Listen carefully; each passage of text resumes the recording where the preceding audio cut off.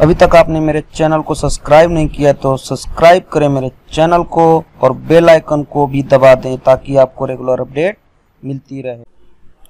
Welcome to my channel learn with ST. दोस्तों, this is the algebra part 18। Already मैंने part 1 से part 17 तक cover कर चुका हूँ।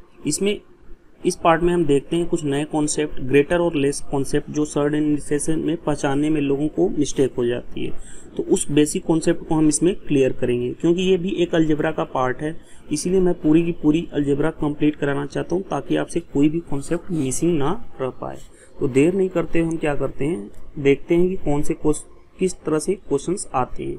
जैसे देखो, कोई क्वेश्चन कर दिया कि इसमें से कौन से ग्रेटर है, √3 और √9। तो आप डायरेक्ट कह लोगे कि क्या है, √9 ग्रेटर है √3 से, ठीक है, मतलब बड़ा है।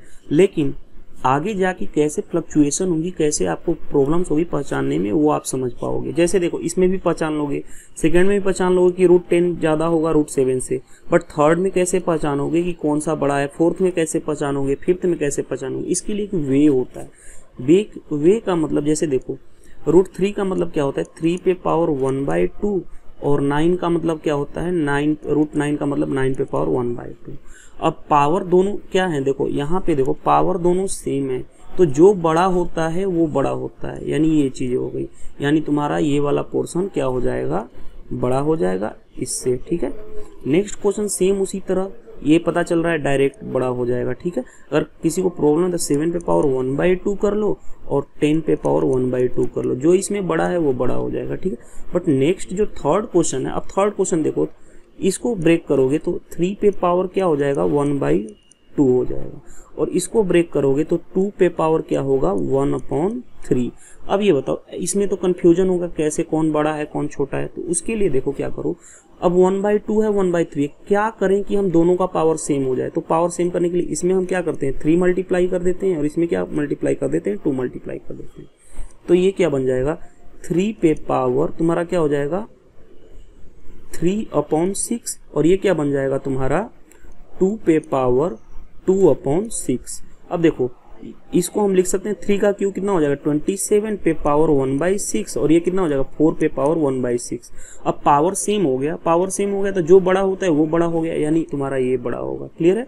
अब देखो, √3 और ये इसमें कंफ्यूजन है, तो इसको कैसे सोल्व करोगे। देखो, 3 पे पावर क्या हो गया, 1/2 हो गया, और 4 पे पावर 1/3 हो गया। फिर क्या करो, पावर सेम करो। पावर सेम कैसे होगा, 1/3 से मल्टीप्लाई कर दो, इसमें 2 से मल्टीप्लाई कर दो, ये तुम्हारा क्या बन जाएगा, 3 पे पावर 2/6, और ये क्या बन जाएगा, 4 पे पावर 2/6। ये देखो बन गया 9 पे पावर 1/6, ये क्या बन गया चचोगे, 16 पे पावर 1/6।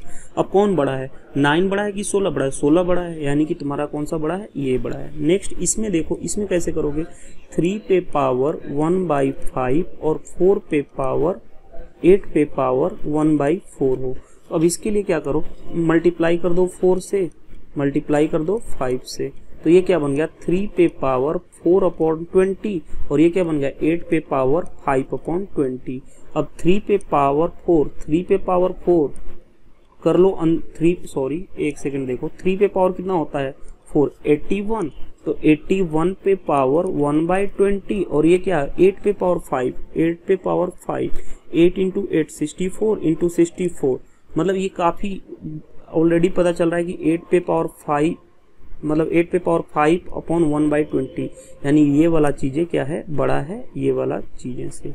नेक्स्ट क्वेश्चन कुछ अलग ढंग से होते हैं, जिसको हम कैसे कंपेयर कर सकते हैं। जैसे देखो, इस टाइप्स का हो, सम के फॉर्म में हो, तो √7 प्लस √10, √11 प्लस √14। अब ये क्या करते हैं, ऐड कर लेते हैं, 7 + 10 और 11 + 14, जब सम के फॉर्म में हो तो ये कितना हो गया, 17, और ये कितना हो गया तुम्हारा 25। जो बड़ा है वो चीज़, यानी कि ये वाला चीज़ें बड़ा है।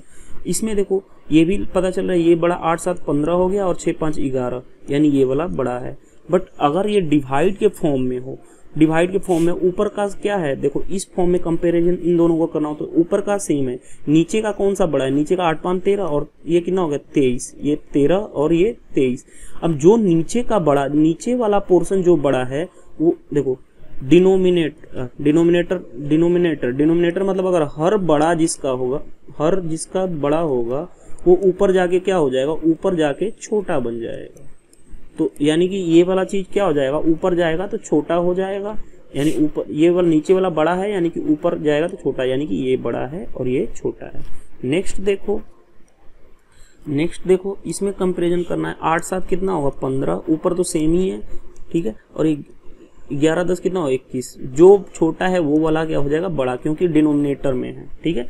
अब माइनस में क्या प्रॉब्लम आती है, देखो सम में तो था ऐड कर लिया, माइनस में कैसे करोगे।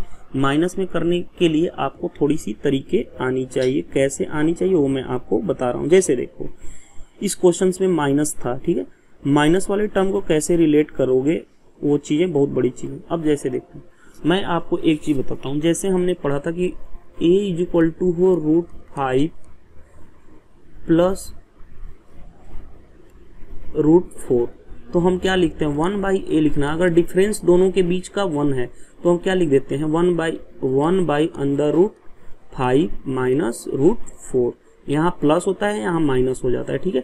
और ये जो ऊपर जो होता है ये क्या होता है, डिफरेंस ही होता है एक्चुअली, ठीक है। तो अब जैसे देखो इसको 1/a के फॉर्म में लिखना है, क्योंकि माइनस में कंपेरिजन हम नहीं कर सकते प्लस का, ठीक है। तो इसको हम क्या लिख सकते हैं, दोनों का बीच का डिफरेंस कितना है 3 अपॉन इसको √14 और नीचे जाएगा तो प्लस बन जाएगा √11। दोनों के बीच का डिफरेंस कितना है 3, ये क्या बन जाएगा नीचे बन जाएगा √8 प्लस √5। जिस तरह से यहाँ पे डिफरेंस 1 था तो 1 था, अपॉन प्लस है तो माइनस, माइनस है तो प्लस। अब इन दोनों में कंपैरिजन कर सकते हैं, नीचे वाला कौन सा बड़ा है, ये दोनों को सम करोगे बड़ा हो जाएगा, ये कम है, जो कम वाला होता है वो क्या होता है बड़ा, यानी कि ये वाला चीज हो गई। अब देखो नेक्स्ट उसी तरह इन दोनों के बीच का डिफरेंस क्या है, निगेटिव वाले में कंपैरिजन करना मुश्किल होता है, तो इसके लिए हम क्या करेंगे उसको डिवाइड के फॉर्म में। तो डिफरेंस कितना आएगा 3 अंदर √11 प्लस √8 बन जाएगा। उसी तरह ये बन जाएगा 3 डिफरेंस √8 प्लस √5। यहाँ जो होता है वो डिफरेंस होता है दोनों के बीच का घटाव, ठीक है। ये भी क्या 3 डिवाइडेड बाई √5 प्लस √2। अब जो छोटा है √2, अब ये बताओ इसका सम छोटा है यानी ऊपर जाके ये बड़ा होगा, इसका इससे ये छोटा है यानी ऊपर जाके डिनोमिनेटर अंश में बड़ा हो जाएगा। तो इस तरह से हम आप इसको कंपैरिजन कर सकते हैं। अगर ये वीडियो आपको अच्छा लगा तो आप मेरे वीडियो को लाइक करें, साथ ही साथ कमेंट्स करना ना भूलें, आपके कमेंट्स मेरे लिए बहुत ही बहुमूल्य हैं। और अगर आप मेरे चैनल पे नए हैं तो आप मेरे चैनल को सब्सक्राइब करना ना भूलें, ताकि आपको रेगुलर अपडेट मिलती रहे। हम मिलेंगे पार्ट 19 में। पार्ट 19 में हम देखेंगे कुछ क्वाड्रेटिक इक्वेशन के क्वेश्चंस कैसे उस पे एसएससी एग्जाम्स में आए हुए हैं, और ये भी एक आपका अलजेब्रा का ही पार्ट है, तो आपको हम इसको मिस नहीं कर सकते।